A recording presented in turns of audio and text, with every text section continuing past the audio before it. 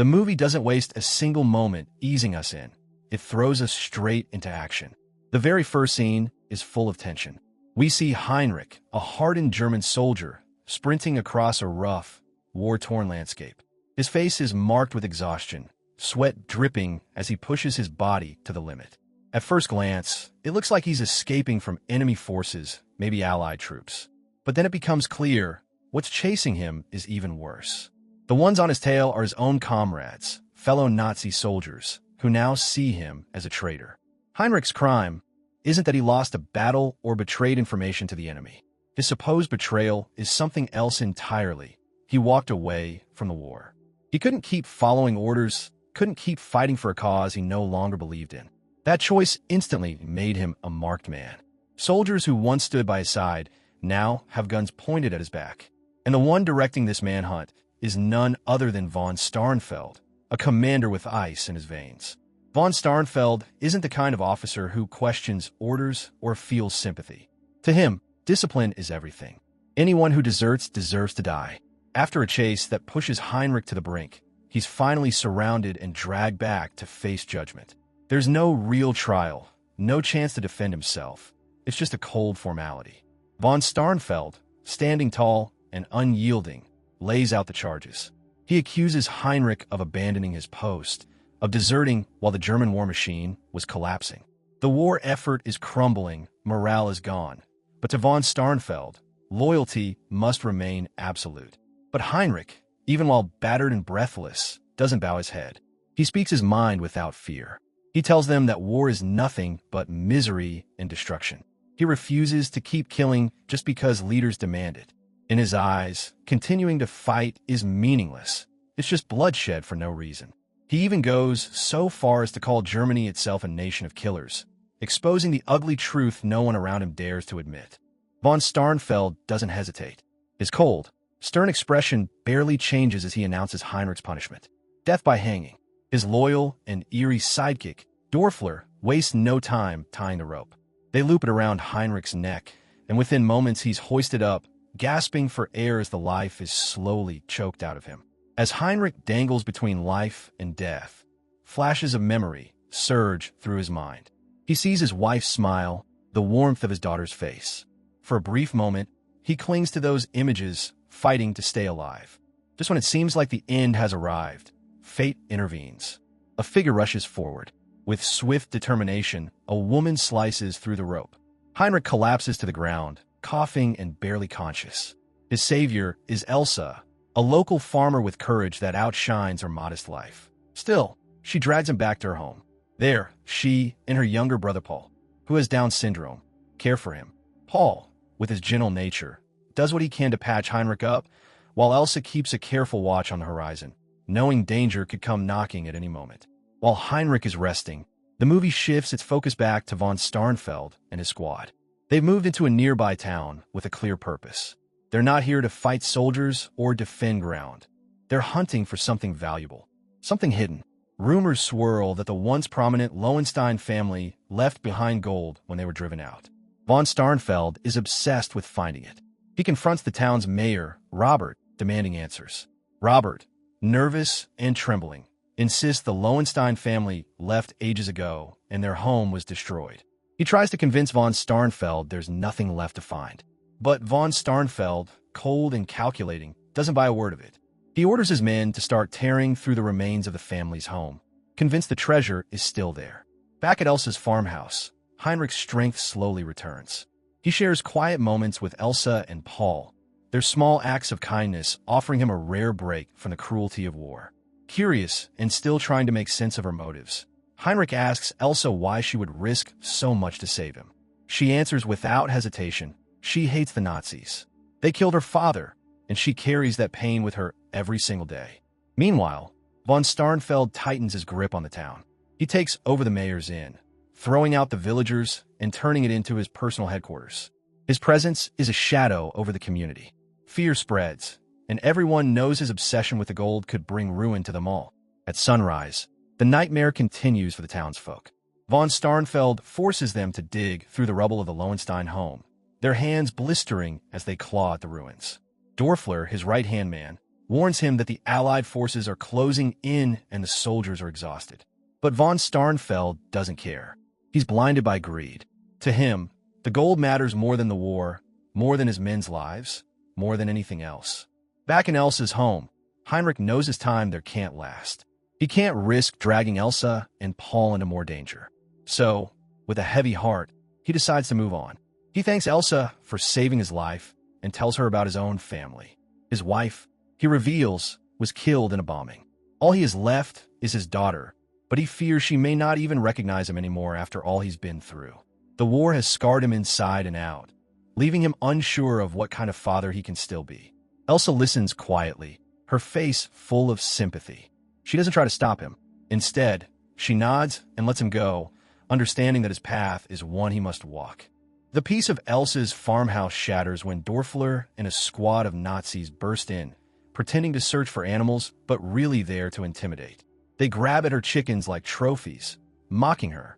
Finally fed up, Elsa storms out with a shotgun, fiery defiance in her eyes. Dorfler, unervingly intrigued, smirks and forces his way inside. When he rips a necklace from her neck and she protests, things spiral. Up in the attic, Heinrich has been hiding, fists clenched. Watching Dorfler's hands on Elsa pushes him over the edge. He explodes into action, unleashing his fury on the soldiers. Within moments, the room is a bloodbath. Every Nazi dead except Dorfler, who escapes into the night. Heinrich knows he'll be back, so he, Elsa, and Paul grab weapons and flee into the woods. For a while, they stay hidden. But Paul, clinging to his beloved cow, sneaks back despite Elsa's pleas. Dorfler finds him, twisted with rage. He tortures Paul, kills the cow, and sets Elsa's farmhouse ablaze, the flames swallowing everything. Elsa watches from afar as her brother is dragged away. Meanwhile, von Starnfeld grows more desperate for the hidden Lowenstein gold. To scare the townsfolk, he decides Paul will be executed publicly. Villagers are forced to watch as the boy, bruised and tied, is dragged to the church tower. A priest begs for mercy, but von Starnfeld only orders him beaten. Heinrich and Elsa arrive just in time to see. Elsa wants to rush in, but Heinrich holds her back. They need a plan. They turn to a woman named Armgard for help.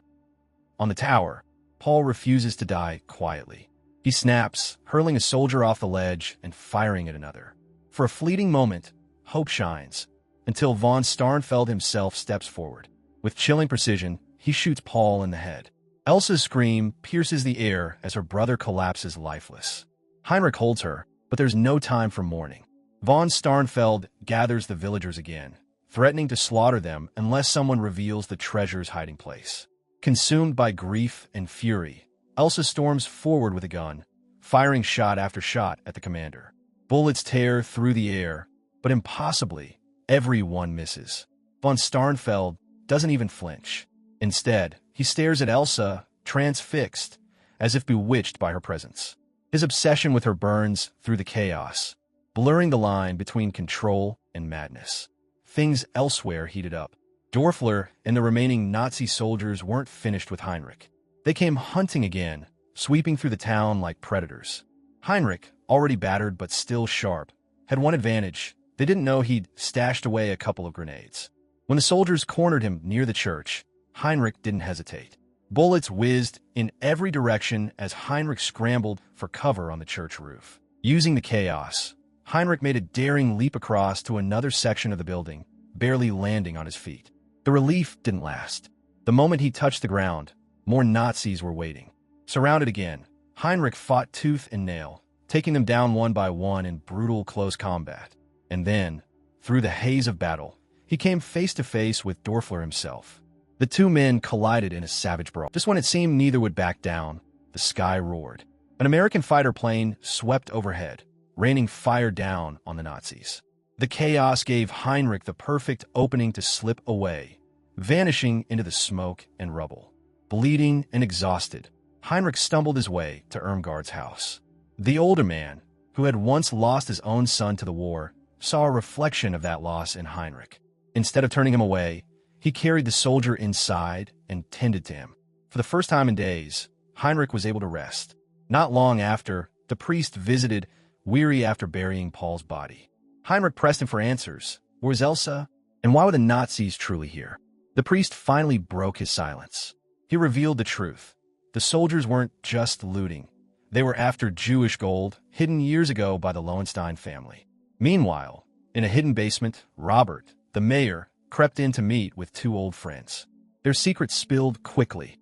They'd known about the treasure all along. But Robert, desperate to save his child, planned to betray the secret to von Starnfeld. His cowardice cost him. Before he could leave, Sonia, one of his companions, swung a shovel and knocked him out cold. Without hesitation, she ordered the others to finish him off.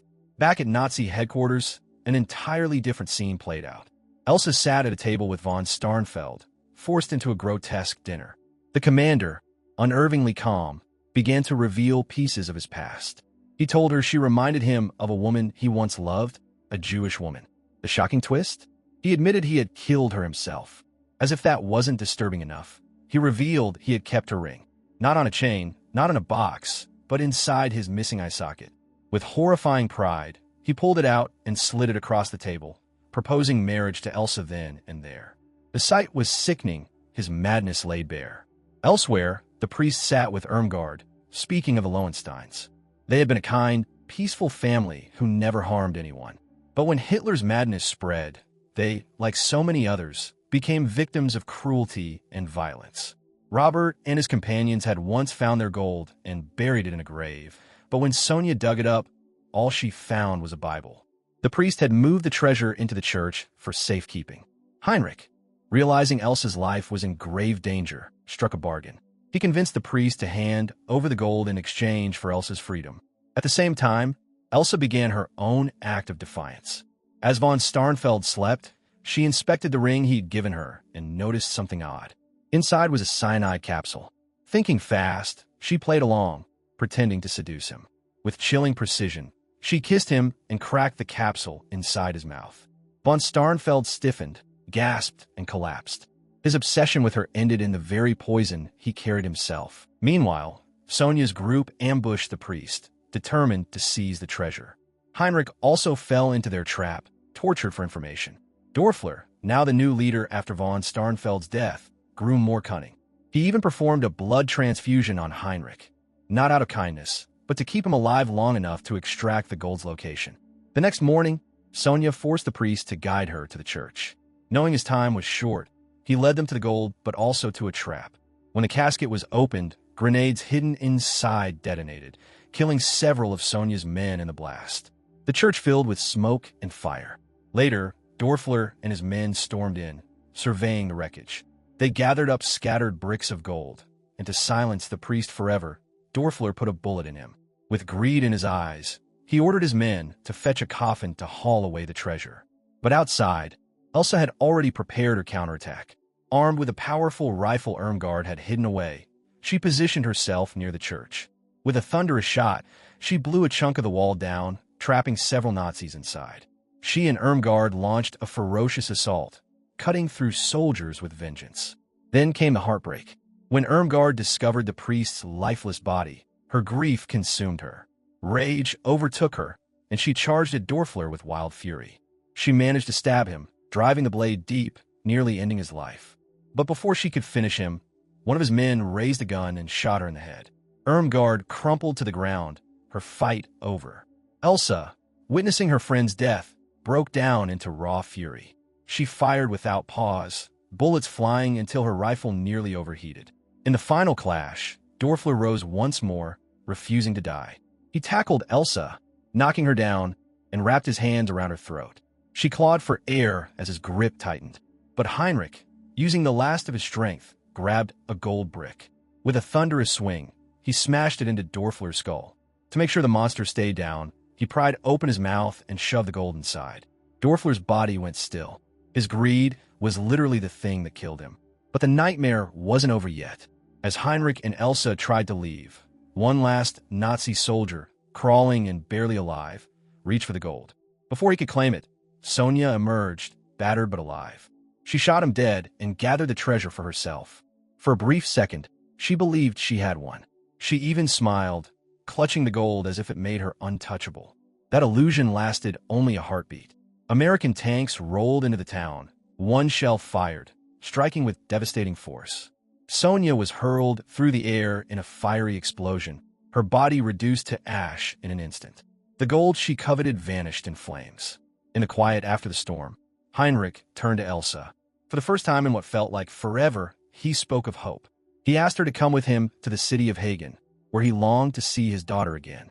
The final scene shows Heinrich reunited with the little girl, his eyes softening as he embraces her. After so much blood and madness, it's a rare moment of peace. And with that, the story closes.